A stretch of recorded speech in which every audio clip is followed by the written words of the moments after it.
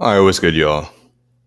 Last night was the NBA draft, and Cade Cunningham went first, so of course I'm going to talk about it, and we'll get into this. Stephen A., who are the draft winners? Well, listen, I think that I love this kid. Draft winners, the Pistons, I guess, but no one really has a Stephen A. Smith would say, a bona fide stud, besides like Cade Cunningham or something. I don't see anybody that's standing out so far. Like when you see Zion and LaMelo get drafted, you're like, oh, okay. Or Anthony Edwards, John Morant. Like you just know. Aside from like Cade Cunningham and Jalen Green, I don't really see anybody that's standing out like that. That I know for sure is going to be a superstar. Like I even hear people talking about, oh, this draft is just as good as the 2003 draft. Okay, you got it. Green at the Houston Rockets picked up, big time scorer, incredibly athletic. I'm a huge fan of Jalen Suggs out of Gonzaga. Was just a freshman last year, got a lot of heart. Was an all-state player. Player of the year in football and basketball when he was in high school, and obviously went to Gonzaga last year. Helped them get to a national championship game before Baylor ran over them. But I love this kid. I love the fact that he's going to be in Orlando. And, of course, I don't mind the fact that my Knicks got this kid, Quentin Grimes. I was a bit worried when I saw that the Knicks were picking guys that had defensive prowess but were a bit challenged offensively, etc. I like, damn it, Tom Thibodeau, I don't need all of that. You got enough defense. I need some shooters. You understand?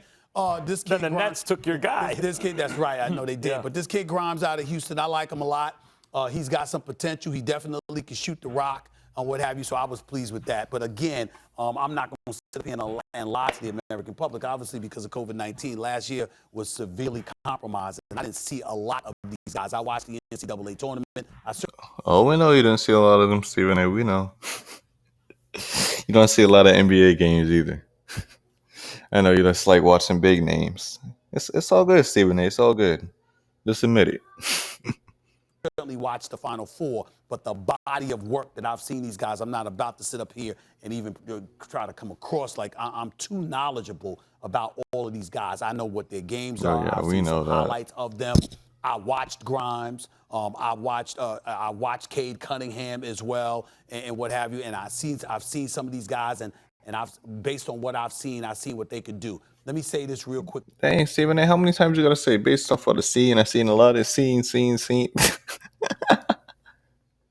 You say, I say. Like, come on, man. Like, when someone says, I seen this, but without giving specific details, you know they haven't really seen anything. Real quick about Cade Cunningham. I'm a fan. I love his game. But I just want to say this, and Max and Kendrick, please feel free to comment on that. This is the message that I want to send to all college kids out there. When they looked at Cade Cunningham, they said that there were times that he could have been more aggressive. That's all they said. They said all the tools are there, particularly him in pick and roll situations at 6'8" with his shooting ability or whatever. He could be a special talent. So we know the brother can play, and we wish him nothing but the best. And I got a lot of faith in him as well. I just want to make sure everybody understands this. When you play on the collegiate level specifically, or any level that's less than the NBA, if you play 30 games a year and anyone ever questions your motor, that's a huge bad sign. I don't think that's a questioning of motor. It's more like you just want someone to be more aggressive, someone to get to the basket more. But I don't think that's has anything to do with, he just doesn't want to play. No.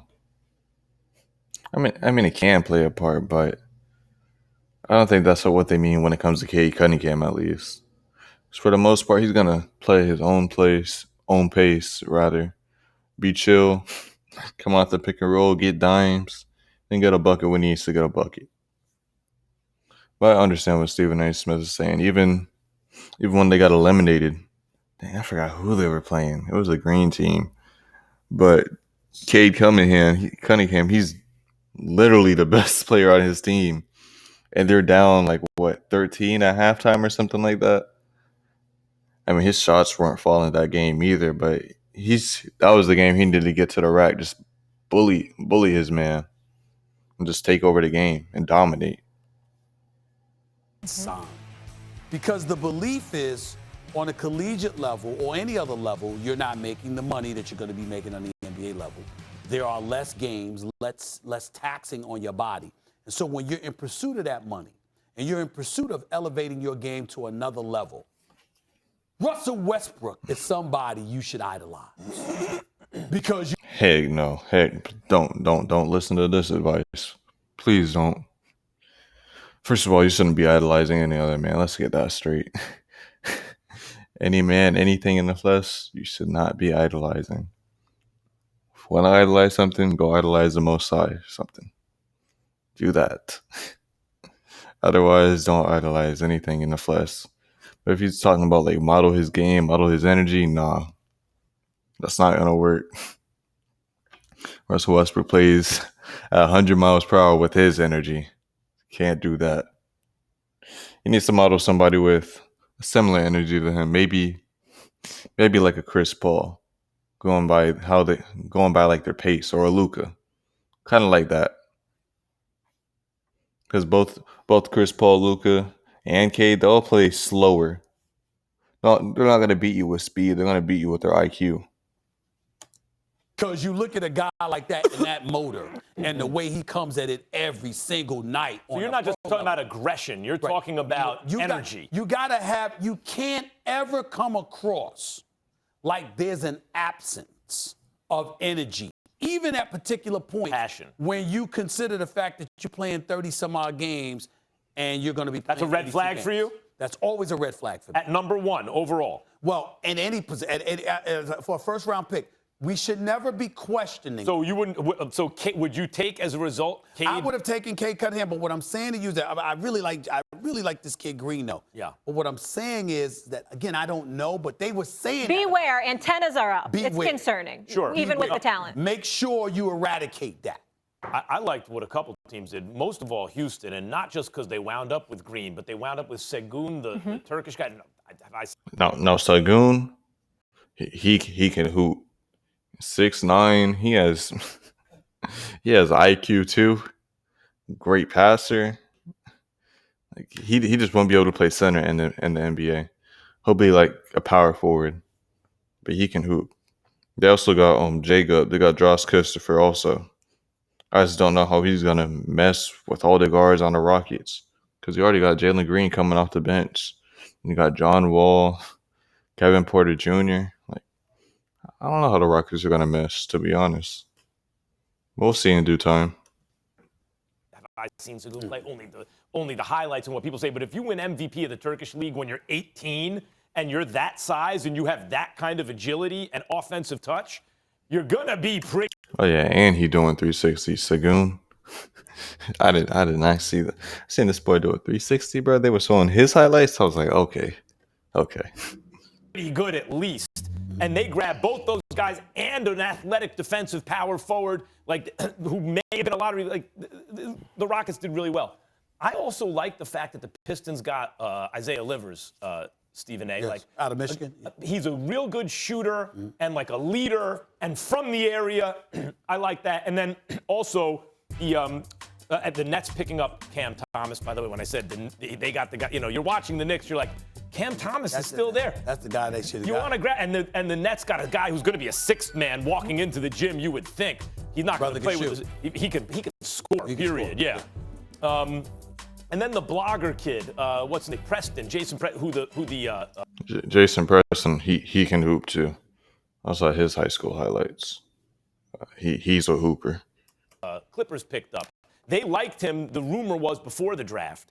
Traded out of the first round, so they pick up some extra stuff and then grab him in the second round, and he's apparently got a lot of LaMelo Ball in him. Like, you know what's funny? With Jason Preston, he actually looks a little bit like LaMelo Ball also. Both light skinned.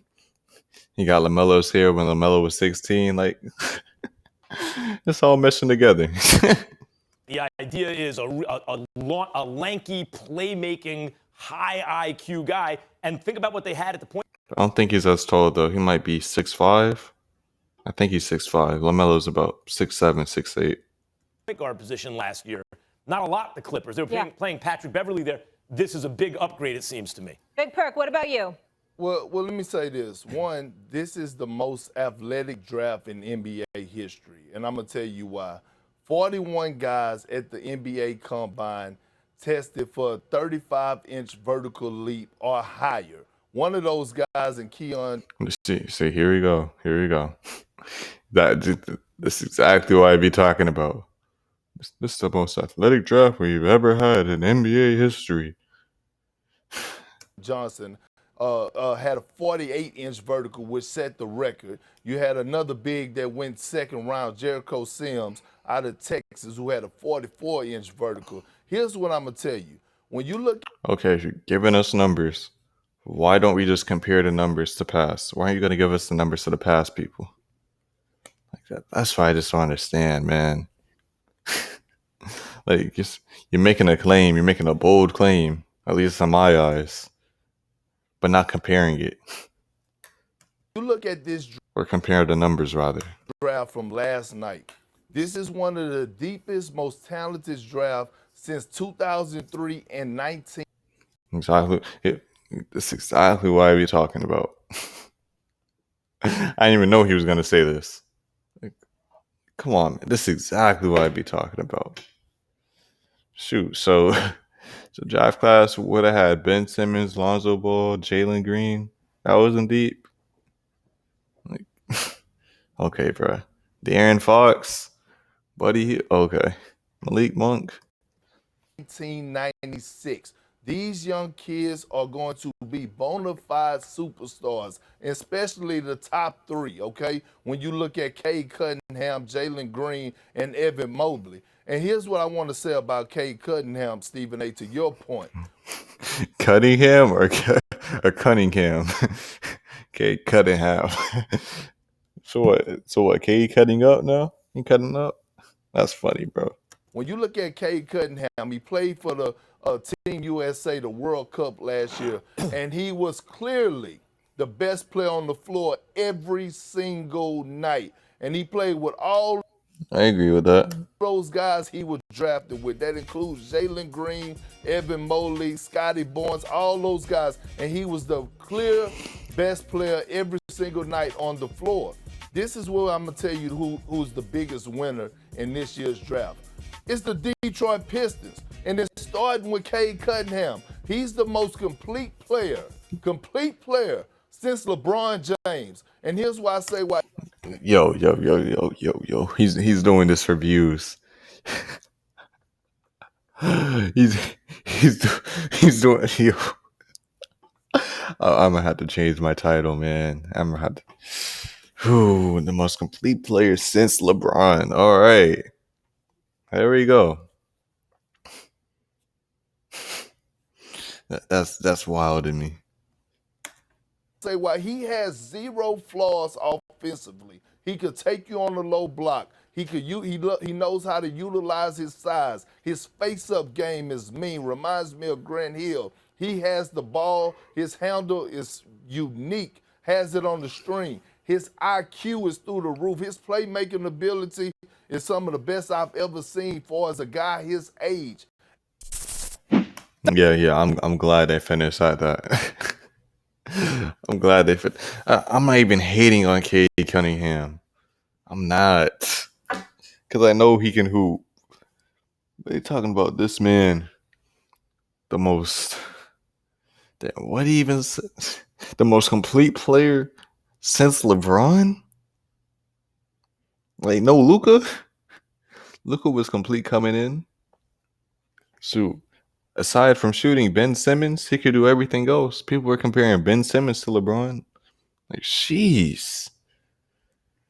That's crazy to me. Anyways, that's it on this one. Peace.